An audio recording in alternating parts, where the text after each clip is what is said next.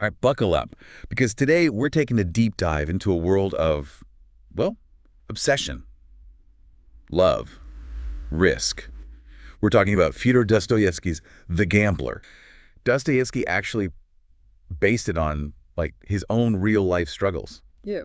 With gambling addiction, so you know it's going to get real. Oh, for sure. He doesn't hold back at all. Like, he just lays it all out there. You know, the I know. psychology of addiction, not even just gambling, but like love, status, anything that just consumes us. It's so true. And the setting, perfect. This fictional German spa town, Roulettenberg, everyone there is chasing fortune at the roulette wheel, but it's like, what are they really searching for, you know? It's giving very much what lies beneath the vibe. Totally. So we've got this cast of characters, right? We've got the general, a retired Russian officer, completely infatuated with this like captivating French woman, Mademoiselle Blanche. But, and here's the kicker, he's drowning in debt. Oh, no. Oh, yeah. Desperately waiting for his mother to, well, you know. To pass so he can inherit. Exactly. Hoping that'll secure him Mademoiselle Blanche's hand in marriage. Like a whole soap opera unfolding. Right. And then there's Polina, the general's stepdaughter. She's proud, mysterious, and kind of caught in this web, you know, spun by this cunning Frenchman, de Griers. But, and this is important, Polina's not just some pawn in his game. She seems like she's got her own agenda for sure. Oh, absolutely. She's got her own motives, secrets, and like a fierce independence that makes her, well, you don't want to mess with Polina, let's just say that. She sounds fascinating. She is. And then at the heart of it all is our narrator, Alexei, a young tutor, hopelessly in love with Polina, but also kind of drawn to the roulette wheel himself. Oh, no, it's not going to be good. Not good at all. But this is where it gets really interesting, because Dostoevsky doesn't just tell us about gambling, he takes us inside the mind of a gambler. Like, we see how Alexei goes from, you know, calculated bets to just being completely consumed by the thrill of it all. Like, almost like Dostoevsky is reliving his own struggles through Alexei.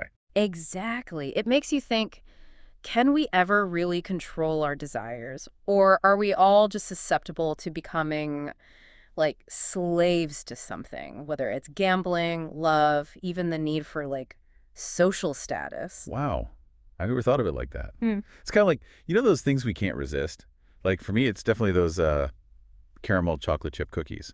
I can't just have one. Right. Or like binge watching that show everyone's talking about. Dostoevsky, he just gets it. Yeah. You know, he taps into something so universal about us. Okay, so we've got this web of characters, their desires, all swirling around the roulette wheel. Yeah. But then enter the general's mother. Antonida Vassilievna unexpectedly arrives in Roulettenberg. Oh, yeah. Talk about a plot twist. The grandmother's arrival, it changes everything. It's like someone just threw a wrench into this whole intricate clockwork situation they've got going on. Exactly. She's witty, sharp-tongued, sees right through everyone, especially the general, and she's not afraid to call him out on his, well, everything. So she doesn't shy away from confrontation. Not at all. And here's the thing. She doesn't just observe the chaos. She dives right in. Gets bitten by the gambling bug herself. Oh, no, not another one. It's like a whole new level of tension, right?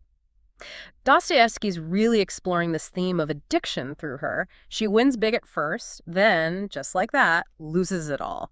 Just like her son, caught in this cycle. It makes you wonder if escaping that cycle is even possible. You know, like once you're in that spiral, can you ever truly get out? It's a question that haunts the whole book. But let's not forget the others caught in this web.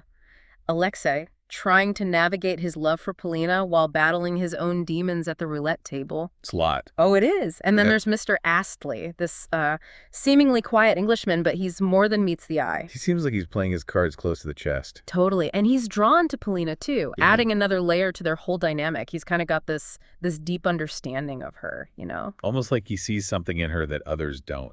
Exactly. It's like Dostoevsky's slowly peeling back his layers, revealing more about him as we go. And this is all before things get really complicated for Alexei. He ends up clashing with a German baron over Polina. Oh, I have a bad feeling about this. Yeah, it doesn't end well. It's this big incident that has some serious consequences. Mhm. But we'll dive into that next time. Yeah. Yeah, this whole clash with the Baron, it says a lot about Alexei. You know, he's impulsive, passionate, maybe a little reckless even, like defending Polina's honor. It seems heroic, sure, but it costs him his job with the general. Oh, yeah, that's right. which puts him in a pretty tough spot. It's like he's gambling with his whole life, too, just like everyone else in Roulettenberg is gambling with their fortunes. Yeah, exactly. Yeah. And it's like Dostoevsky's using this to show us like the societal pressures. Alexei's a tutor, so he's not exactly high up on the social ladder, and going up against the Baron, that's a huge risk. It makes you think about the risks we take for love. What are we willing to sacrifice when, like, what society expects clashes with what we believe in? Totally. And so now we've got Alexei out of a job, and the general, his financial situation, it's just going downhill fast. That inheritance can't come soon enough. Right. And he's desperate, like really desperate to marry Mademoiselle Blanche. So he begs Alexei to like smooth things over with the Baron. Try and win back her favor. Exactly. And then there's de Griers, like always lurking in the background, right, trying to manipulate Alexei, and we really see how much control he has over Polina. This guy is like a puppet master. I know. It's just fascinating how Dostoevsky shows this whole web of manipulation, Everyone's using each other. They're all driven by what they want. The general, he wants money, status. Mademoiselle Blanche wants security, maybe even luxury. And de Griers, he just wants power. It makes you wonder if any of their relationships are even real or if it's all just like a game. Well, it's a good question for sure. Like, who's wearing a mask and who's being genuine? You can never really tell. It's giving very much like trust no one vibes. Yeah. Right. But then just when you think Polina's trapped, she does something unexpected. She opens up to Alexei, tells him the truth about de Griers and how he's been manipulating her. Wow, so she's not as cold and unfeeling as she seems. Not at all. She's trying to protect her siblings. That's her main concern. It's this really powerful moment because she lets down her guard and lets Alexei see her vulnerability. It completely changes how you see her, Absolutely. And this happens right as another big shift goes down. The grandmother, she leaves. Oh, yeah, I forgot about her. Remember she came in, like guns blazing, shaking things up. Yeah. Well, she goes out with a bang, too, loses all her money at roulette, and heads back to Moscow. Talk about full circle, huh? Right. And she's like this walking cautionary tale, shows you how addictive gambling can be and how you can't rely on luck. And with her gone, he's devastated. His plans are ruined. Yeah, his dreams are like crumbling around him. And Mademoiselle Blanche, well, she sees he's lost everything and she's out of there. It just shows you how shallow their relationship was, She was only with him for the money. It's like watching a house of cards collapse. It really is. And in the middle of all this, you've got Polina and Alexei trying to figure out what to do. They both seem so disillusioned by everyone around them. Yeah, they're both kind of lost, but they're drawn to each other. And Polina, she asks Alexei for help to get her inheritance back from de Griers. So now they might be teaming up. It's definitely a possibility. But this is Dostoevsky, remember. Things are never simple with him. So it's not going to be easy. Not at all. But there is this sense of hope, like maybe they can break free from all the chaos and actually make things better. Yeah, it's like we're at this crossroads. Everyone's caught in this mess they've created. But Polina and Alexei, it's like they have a chance, to just walk away from the roulette wheel and do something different. Maybe. But breaking free from those patterns, those behaviors, it's hard. It's like trying to quit smoking or break a bad habit. You know it's bad for you.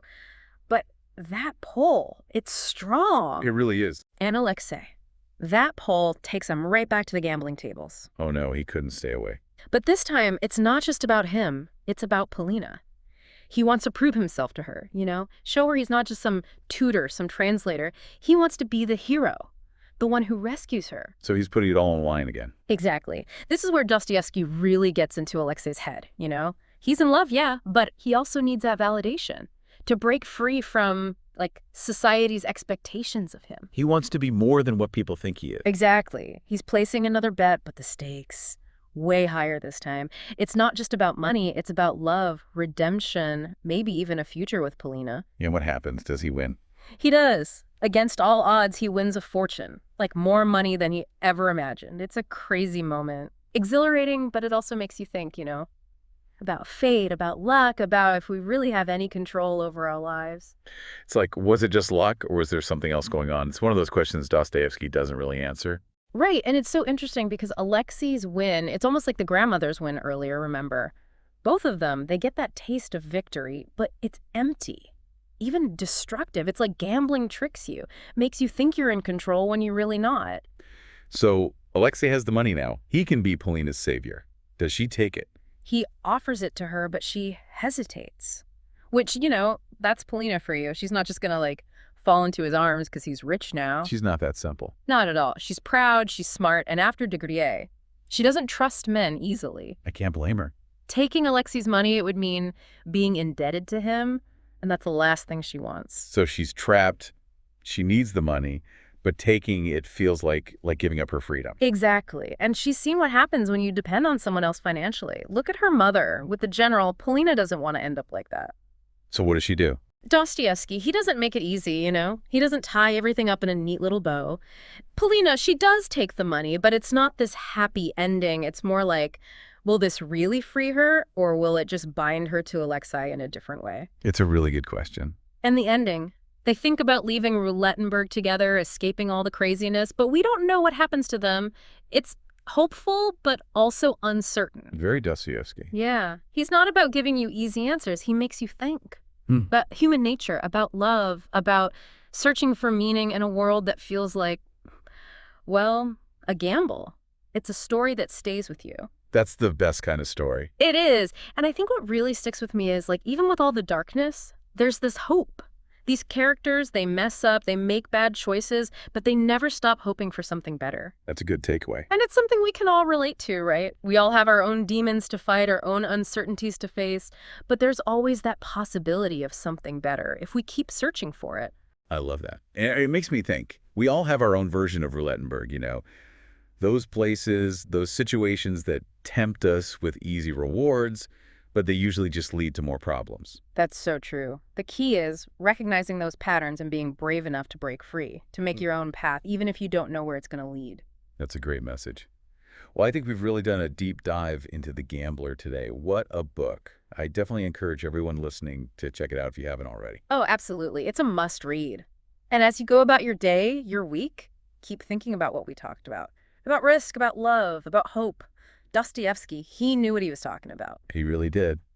And that's it for this deep dive. Until next time, keep exploring, keep questioning, and keep reading.